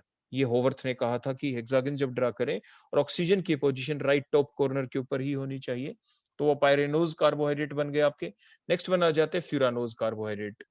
ये वो होंगे जिनके अंदर आपके एक 5 मेंबर रिंग बनेगा जिसके अंदर 4 कार्बन होंगे और एक ऑक्सीजन। आप उसे फ्यूरानोज कार्बोहाइड्रेट कहेंगे, like in case of the fructose, जो ऊपर हमने नाम कट कर दिया था वहां से फ्रक्टोज। एक ये देखो इसके अंदर क्या था फ्रक्टोज के अंदर, कि इसके अंदर एक ही चीज आपको ध्यान रखनी पड़ी थी, वो बोलो क्या बात आपको ध्यान रखनी पड़ी थी। वो बात हमें ये ध्यान रखनी पड़ती है, देखो इसके अंदर एक करेक्शन हमें करनी पड़ेगी। देखो कार्बन एटम नंबर ये आपका यहाँ पे दिखाया 1 2 3 4 5, या बिल्कुल ठीक है, आप बताएं ये बिल्कुल ठीक है। आपको ये लग रहा होगा कि इसके अंदर तो 5 कार्बन ही अभी तक हमने दिखाए हैं, 6 कार्बन भी आएगा, अभी हम ड्रा करके आपको दिखाते हैं। देखो नंबर 1 इधर आएगा जो हमने पोजीशन दिखा दी 1, ये 2, क्योंकि नंबर 2 के ऊपर ही तो कार्बोनिल ग्रुप होता है। आपके फ्रक्टोज की जो एसाइक्लिक फॉर्म होती है उसमें नंबर 2 के ऊपर था कार्बोनिल, हमने पहली आपके लेक्चर के अंदर ये पूरा डिस्कस कर दिया था आपके सामने। तो ये 2 3 4 5 5 वाला जो OH है नंबर 2 के ऊपर जो कीटोनिक ग्रुप था उसके साथ इन्वॉल्व होता है साइक्लाइजेशन प्रोसेस के अंदर, ये 6 हो गया। अब नंबर 2 के ऊपर जो कार्बोनिल ग्रुप था, कीटोनिक ग्रुप था, वो देखो OH में कन्वर्ट हो गया। और 1 के ऊपर क्या लगा हुआ था आपका, CH2OH। तो देखो 3 के ऊपर उसी टाइप से 4 देखो हमने दिखा दिया, 6 के ऊपर OH। नंबर 1 के ऊपर देखो वो आ गया CH2OH। अब आ गई बात समझ में कि 6 कार्बन कैसे पूरे होते हैं। बची हुई वैलेंसी H से पूरी कर दें तो इस टाइप से ये अल्फा फ्रक्टोज की स्ट्रक्चर बन जाएगी। क्योंकि नंबर 2 के ऊपर जो OH हमने राइट हैंड डायरेक्शन में दिखाया है तो अल्फा फ्रक्टोज, लेफ्ट में दिखा देते तो आपका बीटा फ्रक्टोज बन जाता। तो इसी टाइप से इसका जो रिंग बना ये 5 मेंबर रिंग बना, पेंटागन की फॉर्म में रिप्रेजेंट किया, ऑक्सीजन को टॉप के ऊपर लिखा जाएगा। ये आपके होवर्थ के अनुसार यही रूल है। उसके बाद हमने ये 1 2 3 4 5 6 देखो नंबरिंग हमने कर दी। नंबर 1 के ऊपर कौन है, CH2OH। OH किधर है बोलो, नंबर 2 के ऊपर आपके राइट हैंड साइड में, तो डाउनवर्ड डायरेक्शन के अंदर आएगा। देखो नंबर 2 के ऊपर OH डाउनवर्ड डायरेक्शन के अंदर आ गया, CH2OH ऊपर। नंबर 3 के ऊपर आप देखें OH किधर गया, ऊपर, क्योंकि लेफ्ट हैंड साइड डायरेक्शन के अंदर था, H नीचे आ गया। 4 के ऊपर दोबारा से देखें H आपके लेफ्ट हैंड साइड में था, H ऊपर आ गया, OH नीचे। 5 के ऊपर देखें H नीचे ही दिखाना है और CH2OH ऊपर। तो ये हो गई अगली क्लासिफिकेशन रिंग साइज के बेसिस के ऊपर, कि आपका जो रिंग साइज है वो 6 मेंबर रिंग है या 5 मेंबर रिंग है। 6 मेंबर रिंग साइज हो तो पायरेनोज कार्बोहाइड्रेट्स, और 5 मेंबर रिंग साइज हो तो उसे आप कहते हैं फ्यूरानोज कार्बोहाइड्रेट्स। फ्यूरान जैसी स्ट्रक्चर है इसकी। तो राइबोज जो शुगर है वो भी 5 मेंबर रिंग स्ट्रक्चर बनाते हैं। डीऑक्सी राइबोज जो होते हैं वो भी आपके 5 मेंबर रिंग स्ट्रक्चर बनाते हैं। उसके बाद नेक्स्ट क्लासिफिकेशन हमारी आ जाती है कि कार्बोहाइड्रेट आपके रिड्यूसिंग शुगर है या नॉन रिड्यूसिंग। तो उस बेसिस के ऊपर देखें तो कार्बोहाइड्रेट दो टाइप के हो जाते हैं, they may be the reducing sugar और द नॉन रिड्यूसिंग शुगर। तो वो सारे के सारे कार्बोहाइड्रेट जिनके अंदर आपको क्या दिखाई दे, आपके एल्डिहाइड ग्रुप दिखाई दे, क्योंकि आप जानते हैं जिनके अंदर सीएचओ ग्रुप होगा, एल्डिहाइड जो ग्रुप होगा वो आपके फेलिंग सॉल्यूशन और टॉलेंस रिएजेंट ये वीक ऑक्सीडाइजिंग एजेंट होते हैं। कभी आपको एल्डिहाइड कीटोन वाले चैप्टर में पढ़ाया गया था कि जो आपके Fehling solution that is the weak oxidising agent, Tollens reagent it is the weak oxidising agent. जब आप डिफरेंशिएट भी करते थे, how can you differentiate between aldehyde and the ketones, तो आप रिएजेंट डालते थे फेलिंग सॉल्यूशन। आप कहते थे Fehling solution it can react with aldehyde group more easily, it can oxidize the aldehyde group into COH group. Tollens reagent भी oxidize कर सकता था, लेकिन कीटोनिक ग्रुप को ऑक्सीडाइज नहीं करते थे। फिर आपके दिमाग में क्वेश्चन आ रहा होगा यहाँ पे कि फिर हमने ये क्यों लिखा डेफिनेशन में कि the carbohydrates in which there is a CHO और द सीओआर ग्रुप, हमने लिखा ही क्यों? जब ये आपके फेलिंग सॉल्यूशन टॉलेंस रिएजेंट जब कीटोनिक ग्रुप के साथ रिएक्ट ही नहीं कर सकते, तो हमने सीओआर ग्रुप क्यों लिखा, कीटोनिक ग्रुप क्यों लिखा? उसका भी रीजन आएगा आगे, हम आपको बताएंगे। जैसे फ्रक्टोज, फ्रक्टोज के अंदर कीटोनिक ग्रुप होता है लेकिन वो रिड्यूसिंग शुगर है। फ्रक्टोज के अंदर जब कीटोनिक ग्रुप है तो उसको तो टोलेंस और फेलिंग सॉल्यूशन के साथ रिएक्ट ही नहीं करना चाहिए। आगे हम देखेंगे कि जो आपके टोलेंस रिएजेंट और जो फेलिंग सॉल्यूशन है, अगर आप इनका फार्मूला देखें, फेलिंग सॉल्यूशन क्या होता है, टोलेंस रिएजेंट क्या होता है? Tollens reagent is the ammoniacal silver nitrate. Ammoniacal मतलब अमोनियम हाइड्रोक्साइड और AgNO3। तो यानी अमोनियम हाइड्रोक्साइड और जो AgNO3 होता है, अगर आप AgNO3 टेस्ट ट्यूब में लेके उसमें सिर्फ एक बूंद डालें, सिर्फ एक बूंद डालें अमोनियम हाइड्रोक्साइड की, आप देखेंगे पीपीटी आ जाएंगे। नहीं आए तो एक बूंद और डाल दें, 1 ड्रॉप और डाल दें अमोनियम हाइड्रोक्साइड की, आपके पास आपके ब्राउन कलर के पीपीटी आ जाएंगे। उसको जस्ट वार्म करें, पीपीटी दोबारा डिसोल्व हो जाएंगे। Now the solution thus prepared is the Tollens reagent. वो सॉल्यूशन आपका टोलेंस रिएजेंट सॉल्यूशन बन जाता है लैब के अंदर बड़ी आसानी से। हम इस टाइप से हमेशा तैयार करते हैं। फेलिंग सॉल्यूशन क्या है, मींस ये बेसिक मीडियम है। बोलो, मेरा सिर्फ समझाने का मतलब ये था कि यहाँ पे टोलेंस रिएजेंट एक बेसिक रिएजेंट है क्योंकि अमोनियम हाइड्रोक्साइड आपने डाला है। सिमिलरली जो फेलिंग सॉल्यूशन क्या है, ये दो सॉल्यूशंस का मिक्सचर होता है, फेलिंग सॉल्यूशन ए और Fehling solution B. Fehling solution A क्या है, एल्केलाइन कॉपर सल्फेट बोलते हैं उसको, एल्केलाइन। एल्केलाइन का मतलब NaOH ले लिया प्लस CuSO4, आ गया ना वहां पे भी बेसिक मीडियम। प्लस दूसरा क्या होता है, sodium potassium salt of tartaric acid, sodium potassium salt of tartaric acid, वो फेलिंग सॉल्यूशन बी बन गया। तो दो अलग अलग टेस्ट आपके बोतल मिलती है लैब के अंदर, फेलिंग ए फेलिंग बी।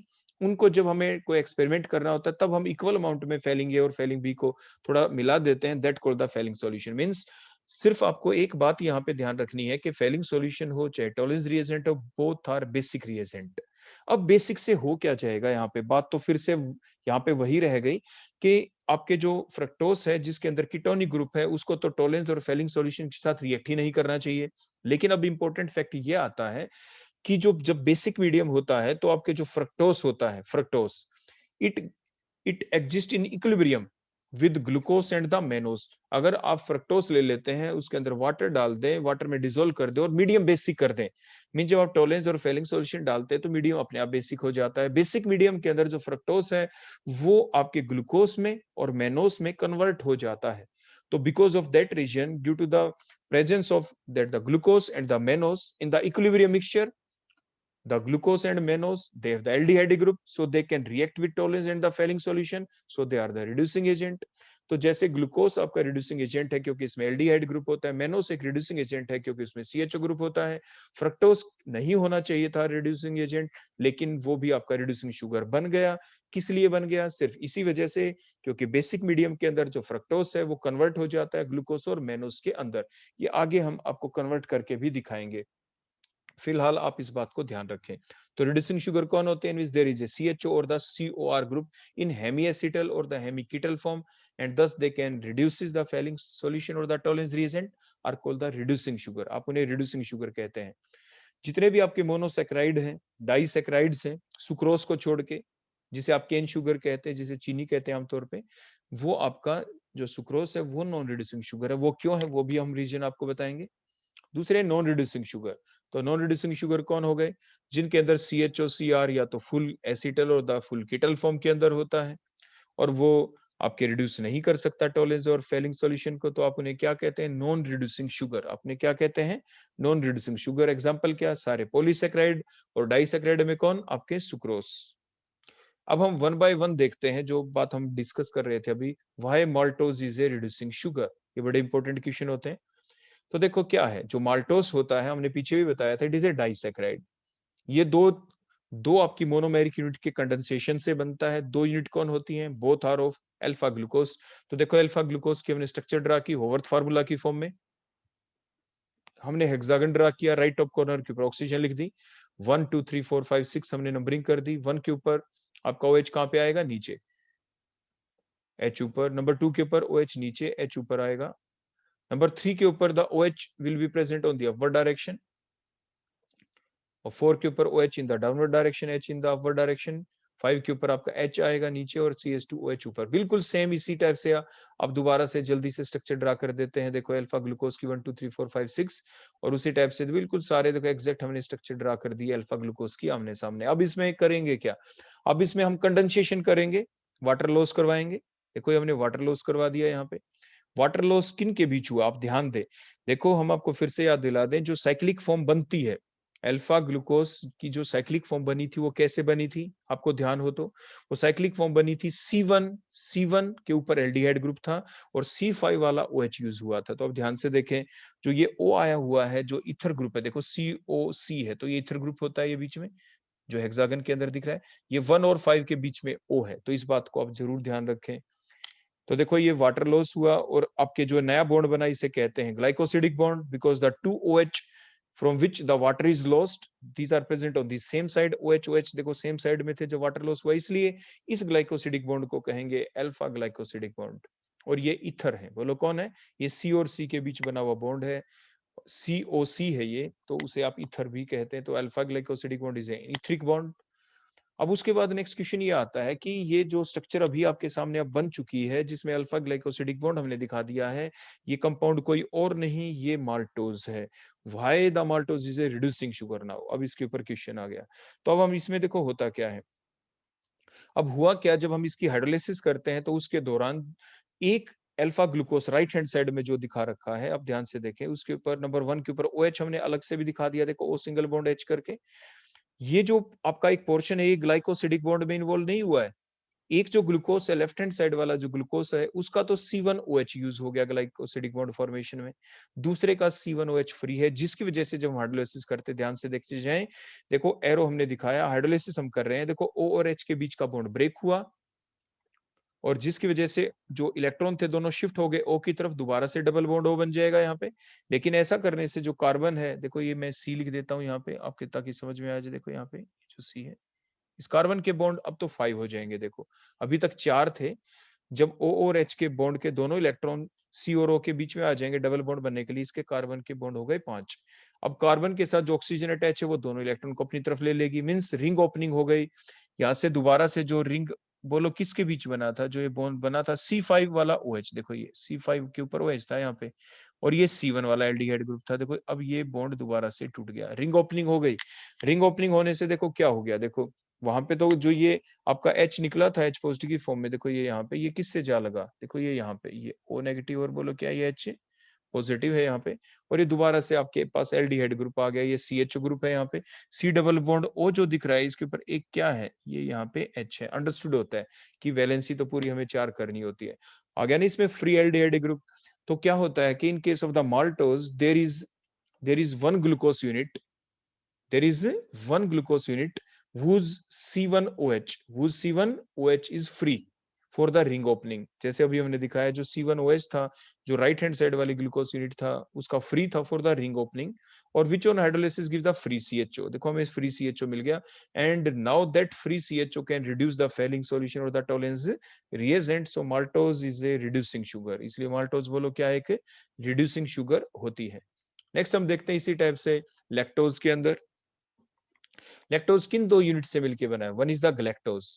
ग्लैक्टोज की स्ट्रक्चर आप सभी पढ़ चुके होते हैं, जिसके अंदर सिर्फ एक ही बात को आपको ध्यान रखना पड़ा था। वो लोग ग्लैक्टोज में क्या ध्यान रखना पड़ा था, पूरी स्ट्रक्चर बिल्कुल देखो आपकी यहां तक चल पड़ी ग्लूकोज जैसी। देखो 1 2 3 के ऊपर जो ओरिएंटेशन है एच और OH का वो बिल्कुल ग्लूकोज जैसा। 4 के ऊपर क्या ध्यान रखना था, 4 के ऊपर ग्लूकोज के अंदर OH बोलो किधर था, ग्लूकोज के अंदर OH था राइट हैंड साइड में, लेकिन यहाँ पे किधर होता है, लेफ्ट हैंड साइड में, लेफ्ट हैंड साइड में होता है ग्लैक्टोज में, इसीलिए तो OH को दिखाया है अपवर्ड डायरेक्शन के अंदर, और 5 और 6 पोजीशन के ऊपर उसी टाइप से H और CH2OH हमने शो कर दिया। नेक्स्ट आपका आ जाता है बीटा ग्लूकोज। ये ध्यान रखें लैक्टोज जो होता है ये जिन दो यूनिट से मिलकर बनता है, one is the galactose, other one is the beta glucose. Beta का क्या मतलब है, 1 2 3 4 5 6 हमने लिखा। बीटा का मतलब क्या होता है कि अगर राइट साइड में आपका OH हो तो अल्फा, लेफ्ट साइड में हो आपका OH तो बीटा, तो लेफ्ट साइड में हो तो किधर दिखाएंगे OH को, अपवर्ड डायरेक्शन में।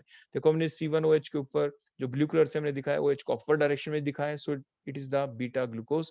बची हुई बातें बिल्कुल सेम रहेंगी, 2 के ऊपर OH नीचे, 3 के ऊपर OH ऊपर होगा, 4 के ऊपर OH नीचे होगा। तो इस टाइप से ये स्ट्रक्चर आपके सामने बन गई बीटा ग्लूकोज की। अब दोबारा से कंडेंसेशन हम करेंगे, C1OH of galactose and C4OH of beta glucose, they will undergo the condensation result in the loss of water, means dehydration occur, and the compound thus formed is the lactose, जिसे milk sugar कहते हैं। ये lactose आपके सामने बन गया। अब इस लैक्टोज के अंदर भी आप देखेंगे तो एक OH, एक, और ये जो बॉन्ड बना है यहाँ से दोबारा क्या कहलाएगा बोलो, alpha glycosidic bond, because the water is lost in between those two OH group C1 और C4, ये वो ऐसे OH ग्रुप है which are present on the same side, तो इसलिए इसको कहते हैं अल्फा ग्लाइकोसिडिक बॉन्ड, जो कि एक इथरिक बॉन्ड है। फिर जो अगर अब हम इसकी हाइड्रोलाइसिस कर दें तो क्या ये रिड्यूसिंग शुगर है या नहीं, ये हमें प्रूव करना है। तो क्या होता है जब हम जो सॉल्यूशन लेते हैं, हाइड्रोलाइसिस जब हम करते हैं आपके किस चीज की, ये जो लैक्टोज की स्ट्रक्चर है इसकी, तो क्या होगा, इस लैक्टोज के अंदर भी जो आपका बीटा ग्लूकोज है, जो राइट हैंड साइड में वो बीटा ग्लूकोज वाला पार्ट है, उसका जो C1OH है it is free for ring opening. जो बीटा ग्लूकोज है जो राइट हैंड साइड में हमने दिखा रखा है उसका C1OH it is free for ring opening. देखो हमने एरो दिखा दिया है वहां पे, O और H जो ब्लू कलर से हमने दिखा रखे हैं, उसके बीच में रेड कलर से जो हमने बॉन्ड दिखाया, बोथ इलेक्ट्रॉन्स, दोनों के दोनों इलेक्ट्रॉन यहाँ पे शिफ्ट हो जाएंगे, देखो इस टाइप से यहाँ पे, बल्कि हम इनको इधर ही शिफ्ट करते हुए दिखा देते हैं, देखो यहाँ पे, क्योंकि ये O की तरफ आएंगे, देखो यहाँ पे ये डबल बॉन्ड बन जाएगा। क्या बन जाएगा बोलो यहाँ पे, डबल बॉन्ड। इसको हम यहाँ पे हटा देते हैं इस बॉन्ड को, बल्कि दोनों इलेक्ट्रॉन इधर शिफ्ट हो गए, देखो C और O के बीच में डबल बॉन्ड। उसके बाद अब कार्बन के तो 5 बॉन्ड हो जाएंगे, ये बॉन्ड अब ब्रेक होगा, ये बॉन्ड बोलो क्या होगा, देखो यहाँ से ये ब्रेक, ब्रेक होगा तो कैसे हो, इस कार्बन के देखो इलेक्ट्रॉन दोनों तरफ शिफ्ट हो गए ऑक्सीजन की तरफ। अब देखो ये रिंग ओपनिंग हो गई, तो ये देखो ये O नेगेटिव बन गया, और इस O नेगेटिव के पास ये कौन आ गया बोलो, H पॉजिटिव आ गया यहाँ पे, और ये एल्डिहाइड ग्रुप देखो दोबारा से जनरेट यहाँ पे हो गया है। So generation of that aldehyde group, it can react with Tollens and the Fehling solution, ये it can react with Tollens in the Fehling solution, so it is the reducing sugar. इसलिए जो lactose होता है वो एक reducing sugar होता है। Next हम देख लेते हैं सुक्रोज के बारे में कि why sucrose is not the reducing sugar. अभी तक इतना तो आप सीख ही चुके हैं कि वो कार्बन जिसके थ्रू आपकी साइक्लाइजेशन होती है, जो C1 आपके ग्लूकोज आपने देखा या ग्लैक्टोज में देखा, अगर वो रिंग ओपनिंग के लिए फ्री है तो रिड्यूसिंग शुगर होता है। तो अब हम देखते हैं सुक्रोज में ऐसी क्या खास बात नहीं है कि रिड्यूसिंग शुगर है नहीं। तो सबसे पहले हम ये देखते हैं किन दो चीजों से मिलकर बना है, one is the alpha glucose and other one will the beta fructose. तो अल्फा ग्लूकोज की स्ट्रक्चर क्या थी, 1 2 3 4 5 6 हमने लिखा। 1 के ऊपर OH किधर दिखाना है, डाउनवर्ड डायरेक्शन में आपको शो करना है, because it is alpha glucose number 1 के ऊपर, और H ऊपर नंबर 2 के ऊपर OH in the downward direction, H in the upward direction. 3 के ऊपर आपका OH in the upward direction, 4 के ऊपर OH in the upward direction, या डाउनवर्ड डायरेक्शन में होगा बताएं। आपके जो अल्फा ग्लूकोज होता है इसके अंदर जो नंबर 4 होता है उसके ऊपर OH हमें डाउनवर्ड डायरेक्शन के अंदर ही देखो शो करना था, यहाँ पे आप ये करेक्शन कर लेंगे। सिर्फ अल्फा ग्लूकोज के अंदर एक ही पोजीशन ऐसी होती है जो नंबर 3, जिसमें OH को हमें अपवर्ड डायरेक्शन में शो करना होता है। तो ये आप जरूर करेक्शन कर लेंगे अल्फा ग्लूकोज के स्ट्रक्चर के अंदर कि जो OH है नंबर 4 के ऊपर, OH डाउनवर्ड डायरेक्शन में होता है और H कहाँ पे होता है, अपवर्ड डायरेक्शन के अंदर। अब हम इसकी स्ट्रक्चर आगे ड्रा करते हैं, किसके साथ, बीटा फ्रक्टोस लेंगे हम। तो उसी टाइप से हमने, क्योंकि पेंटागन की फॉर्म में एग्जिस्ट करता है, ये हमने नंबरिंग कर दी 1 2 3 4 5 6, देखो इस टाइप से। अब देखो इसके ऊपर हम ग्रुप लगा देते हैं, 2 के ऊपर देखो OH लगा दिया हमने, बीटा है तो अपवर्ड डायरेक्शन में हमने शो किया। OH कहाँ पे दिखाया बोलो, नंबर 2 के ऊपर, अपवर्ड डायरेक्शन के अंदर, CH2H नीचे है। और बची हुई चीज आप ऐसे शो कर देंगे। 3 के ऊपर देखो OH ऊपर रहेगा लाइक ग्लूकोज, 4 के ऊपर आपका OH नीचे रहेगा लाइक द ग्लूकोज। देखो हमने अभी करेक्शन की थी ग्लूकोज के अंदर, एंड सो ऑन। तो अब आप बड़े ध्यान से देखें, जहां पे कंडेंसेशन होनी है, जहां से वाटर लॉस होना है, जहां से ग्लाइकोसिडिक बॉन्ड बनना है, वो कहां पे है? जो साइक्लाइजेशन हुई थी जिसे ये रिंग स्ट्रक्चर बनी ग्लूकोज और फ्रक्टोज की, वो कौन है? यहाँ पे तो ये C1 वाला OH है, उधर क्या है? C2 वाला OH। उन्हीं के बीच में से देखो वाटर लॉस होता है, तभी जाके आपके क्या बनता है? आपका सुक्रोज। देखो ये न्यू बॉन्ड बना, देखो अभी हमने शो किया, that is the glycosidic bond. और ये बीटा ग्लाइकोसिडिक बॉन्ड है, क्यों? Because the two OH from where the water is lost, तो वो कहां पे प्रेजेंट है? These two OH are present on the different side. एक अपवर्ड डायरेक्शन में दिख रहा है, एक आपको डाउनवर्ड डायरेक्शन में दिख रहा है, तब वाटर लॉस हुआ है। सो it is a beta glycosidic bond. अब ये जो आपका सुक्रोस है, क्या इसके अंदर वो आपका OH फ्री है जो साइक्लाइजेशन में इन्वॉल्व हुआ था? नो। ग्लूकोज की जब साइक्लिक स्ट्रक्चर बनती है तो किसके थ्रू बनी थी? वो स्ट्रक्चर बनी थी आपकी C1 और C5 के बीच। और C1 वाला OH देखो ग्लाइकोसिडिक बॉन्ड फॉर्मेशन में यूज हो चुका है। ऐसे ही फ्रक्टोज में बताएं, आपके जो साइक्लाइजेशन बनी तो कैसे बनी थी? वो बनी थी आपके C2 का एल्डिहाइड और C5 का OH। तो देखो वो दोनों के दोनों, वो वाला OH भी किस में इन्वॉल्व हो चुका? ग्लाइकोसिडिक बॉन्ड फॉर्मेशन के अंदर। तो अब क्या हुआ बताओ, इसके अंदर क्या हुआ? जो रिड्यूसिंग पार्ट है C1OH और of alpha glucose and C2OH of beta fructose unit, they get involved in the glycosidic bond formation, जिसकी वजह से क्या हो गया? So they are not free for ring opening during the acidic hydrolysis. ये free ही नहीं है, तो उससे क्या होगा? So it can not reduce the Fehling solution और the Tollens reagent. So sucrose is not a reducing sugar, ये कोई रिड्यूसिंग शुगर नहीं है। तो इनकी जो हम जब हाइड्रोलाइसिस करते हैं तो उसके दौरान रिंग ओपनिंग नहीं होती है, और रिंग ओपनिंग नहीं होगी तो फ्री आपके एल्डिहाइड ग्रुप इसमें दिखाई नहीं देगा, और जिसकी वजह से क्या हो जाएगा? जिसकी वजह से ये नॉन रिड्यूसिंग शुगर है। आपके सुक्रोज बोलो कैसा शुगर है? Non reducing sugar. अब हम वो एग्जांपल लेते हैं जो हमने पहले आपको बताया था, इस डेफिनेशन के जस्ट बाद लेंगे वो हम। देखो सबसे पहले अब हम देख लेते हैं कि जो आपके ग्लाइकोसिडिक बॉन्ड है क्या। अभी हमने डिस्कस किया the bond which is form due to the dehydration reaction between the OH group of the different saccharide unit, different आपके कार्बोहाइड्रेट यूनिट्स, उसे क्या कहते हैं? Glycosidic bond. जैसे अभी अभी आपने देखा था, देखो ये कि हमने स्ट्रक्चर बना दी, देखो इसके अंदर हमने बिल्कुल ठीक दिखाया है। आपके अल्फा ग्लूकोज के अंदर OH नंबर 4 के ऊपर देखो डाउनवर्ड डायरेक्शन में, जो पिछली स्लाइड के अंदर हमने एरर कर रखी थी छोटी सी। अब दूसरा भी हमने अल्फा ग्लूकोज की देखो स्ट्रक्चर बना दी बिल्कुल उसी टाइप से देखो। और फिर हमने क्या किया, इसके अंदर से देखो वाटर लॉस किया, C1 OH और C4 OH के बीच में से, these two OH are present on the same side। फिर ये स्ट्रक्चर बन गई आपकी, जिसे आपने क्या कहा था? माल्टोज। ये माल्टोज की स्ट्रक्चर है। माल्टोज कैसे बना? when the two OH are present on the same side, तब वाटर लॉस हुआ है। तो उसको कहते हैं आप अल्फा ग्लाइकोसिडिक बॉन्ड। तो glycosidic bond are of two type, alpha glycosidic bond and the beta glycosidic bond. तो अल्फा ग्लाइकोसिडिक बॉन्ड कौन हुआ? The bond which is form due to the dehydration reaction between the OH group of the different glucose unit or the different carbohydrate unit present on the same side, OH are present on the same side, तो आप उसे कहते हैं alpha glycosidic bond. लेकिन अगर आपके different side में हो तो आप उसे कहेंगे बीटा ग्लाइकोसिडिक बॉन्ड। जैसे ये हमने अल्फा ग्लूकोज देखो आपके सामने ड्रा कर दिया उसी टाइप से। इसके अंदर देखो फिर से वो एरर आ गई यहाँ पे। देखो नंबर 4 के ऊपर OH हमें कहाँ पे दिखाना है बोलो? नीचे देखो 4 के ऊपर देखो ये OH, और यहाँ पे क्या रहेगा? ऊपर H आएगा, OH नहीं है यहाँ पे। ये हमने करेक्शन कर दी है यहाँ पे, ये OH है यहाँ पे, O के साथ बॉन्ड बना हुआ है ये। उसके बाद हमने ये बीटा फ्रक्टोज दिखाया, इसके अंदर आप क्या देख रहे हैं? देखो वाटर लॉस हुआ कहाँ पे हुआ है? In between the C1OH and the C2OH of beta fructose, C1OH of alpha glucose, and these two OH are present on the different side। तो इसलिए आप इसको कहते हैं बीटा ग्लाइकोसिडिक बॉन्ड। देखो ये जो बॉन्ड बना ये क्या कहलाया? Beta glycosidic bond.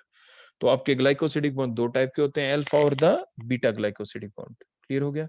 इसके बाद हम एक इंपॉर्टेंट क्वेश्चन है जो हमने पीछे बताया था जब हम लिख रहे थे रिड्यूसिंग शुगर की डेफिनेशन, तो उस दौरान हमने लिखा था कीटोनिक ग्रुप भी हमने साथ के साथ लिख दिया था। अब हम लेते हैं वही example fructose. Why fructose is a reducing sugar in spite of the presence of the ketonic group?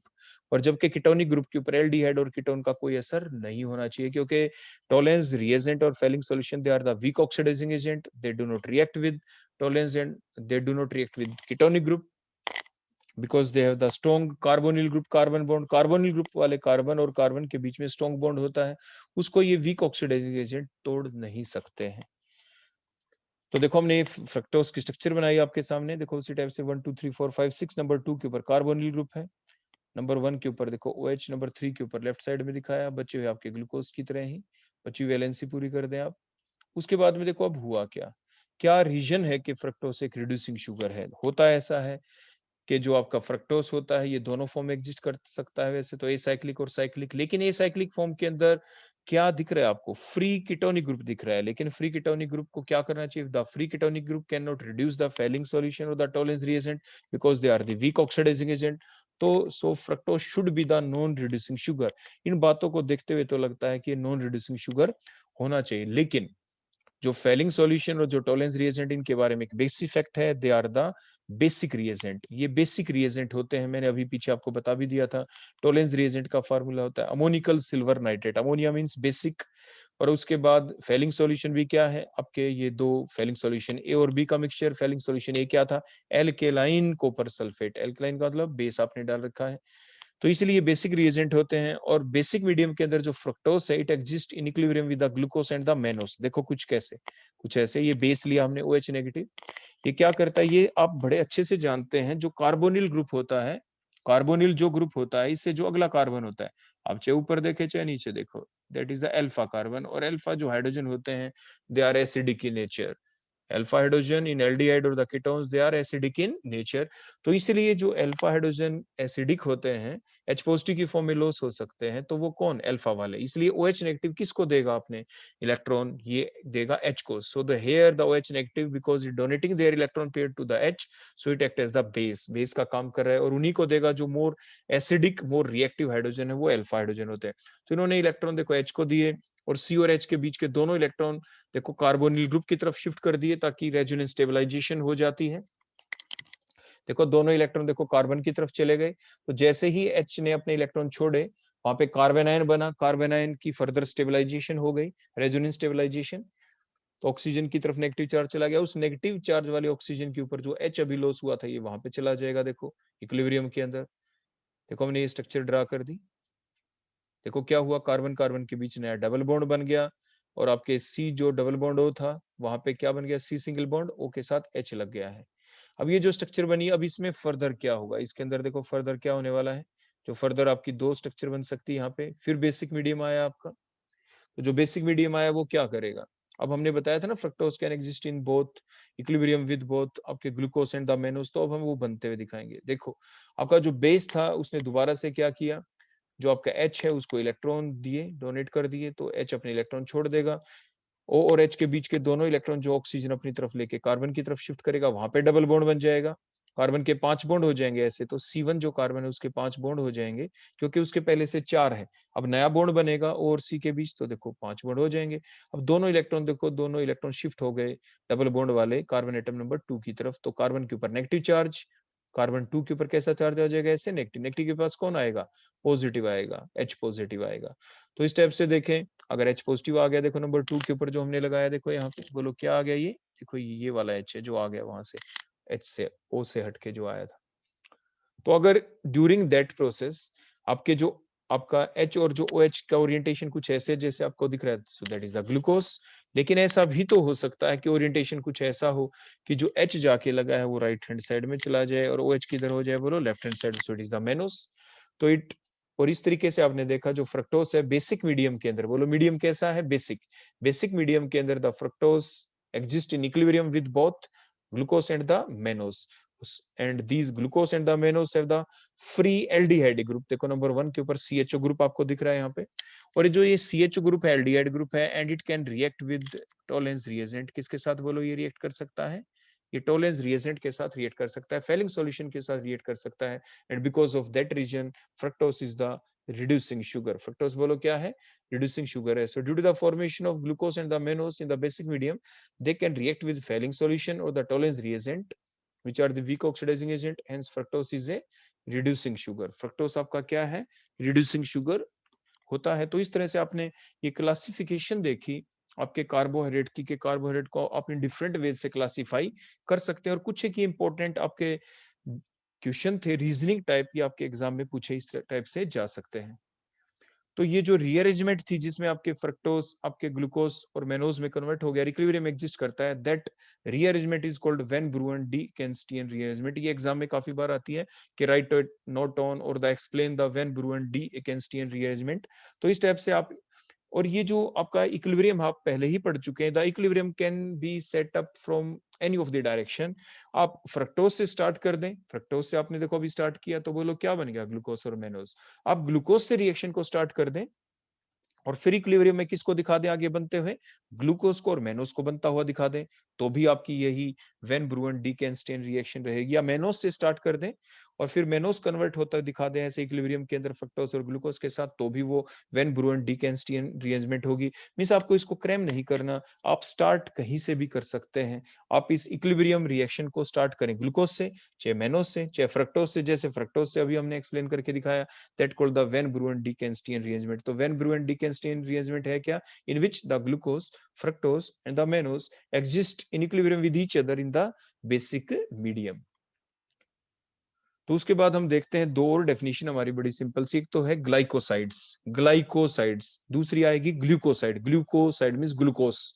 तो अगर हम कार्बोहाइड्रेट ग्लूकोज ही ले लें तो सबसे पहले हम क्या करें कि हमने क्या किया, कोई भी कार्बोहाइड्रेट ले लिया हमने, ग्लूकोज भी हो सकता है उसके अंदर इंक्लूड, लेकिन कोई और भी हो सकता है, और उसकी रिएक्शन हम किसी अल्कोहल के साथ करके दिखा दें, लाइक जैसे मिथेनॉल।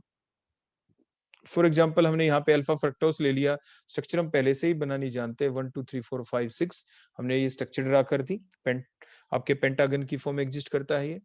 देखो हमने ये इसको क्यों कहा अल्फा, क्योंकि at carbon atom number 2 the OH is present in the downward direction, so it is alpha fructose. अगर अपवर्ड डायरेक्शन में होता, बचे हुए जो ओरिएंटेशन लाइक ग्लूकोज जैसे ही होते हैं, देखो ये, तो ये अल्फा फ्रक्टो। अब इसमें हमने मिथेनॉल डाला, 1 मोल मिथेनॉल डाला, 1 मोल।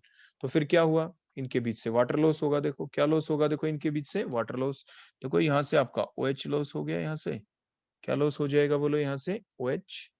देखो यहाँ से क्या लॉस होते हम दिखाएंगे, देखो OH, और यहाँ से क्या लॉस होते दिखाएंगे H। दो एल्कोहल्स के, दो OH ग्रुप के बीच में से। तो इस टाइप से बोलो आगे क्या लग गया, OCH3 आपका लग गया। तो आप ऐसे जो कंपाउंड अभी आगे बने इन्हें कहते हैं glycosides. So the compound which are formed by the reaction of anomeric OH। Anomeric कौन होता है? जो साइक्लाइजेशन के बाद वाला जो OH आया था। अदरवाइज आप जानते हैं आपके फ्रक्टोज की जो ए साइक्लिक फॉर्म थी उसमें नंबर 2 के ऊपर, नंबर 2 वाले कार्बन पे क्या होता है आपके, वहां पे होता था कीटोनिक ग्रुप। ये कीटोनिक ग्रुप ही तो था जो कन्वर्ट हुआ है यहाँ पे OH के अंदर, और इसी को कहते हैं एनोमेरिक। इसी को क्या कहते हैं? एनोमेरिक OH, जो हमने ऊपर लिखा है। तो जो एनोमेरिक जो OH है उसकी रिएक्शन हमने की किसके साथ? मिथेनॉल के साथ। और फिर जाके आपके जो कंपाउंड बने आप इसे क्या कहते हैं? ग्लाइकोसाइड। लेकिन अगर हम कार्बोहाइड्रेट कोई और नहीं बल्कि ग्लूकोज ही ले लें, क्या ले लें बोलो? ग्लूकोज, और फिर उसके अल्कोहल के साथ रिएक्शन करते हैं, now this called glycosides. So that is the slight difference, glyco नहीं सॉरी ग्लूकोसाइड, GLU, यहाँ पे U आ जाएगा क्योंकि ग्लूकोज लेना हमें यहाँ पे। अगर हम स्पेसिफाई कर दें कार्बोहाइड्रेट के वो ग्लूकोज ही है, सो it is called the glucoside. तो देखो अब हमने ग्लूकोज की स्ट्रक्चर आपके सामने ड्रा कर दी होवर्थ फार्मूले की फॉर्म के अंदर। अल्फा ग्लूकोज हमने लिया, उसी टाइप से देखो हमने मिथेनॉल के साथ रिएक्शन की, 1 मोल लिया, तो इसके अंदर से ये OH लॉस हो गया, यहाँ से H, वाटर लॉस हो जाएगा दोनों ही केस के अंदर। बोलो क्या लॉस होगा यहाँ पे? Water, in both the cases. और उसके बाद जो ये कंपाउंड बन गए इन्हें कॉमनली कहेंगे ग्लूकोसाइड्स। क्या कहेंगे बोलो इन्हें आप? ग्लूकोसाइड्स कह देते हैं। क्लियर हो गया? सो that is the slight difference between the glycoside and the glucoside. Exam में काफी बार पूछा जा सकता है। तो ये आपने देखी डिफरेंट चीजें। So thank you. अभी तक आपने पूरी क्लासिफिकेशन देख ली है, डिफरेंट जितने भी पॉसिबल वेज हो सकते हैं क्लासिफिकेशन के सारे आपको बता दिए गए हैं। तो डिफरेंट फॉर्म ऑफ क्वेश्चंस भी आपको बता दिए गए हैं। Thank you.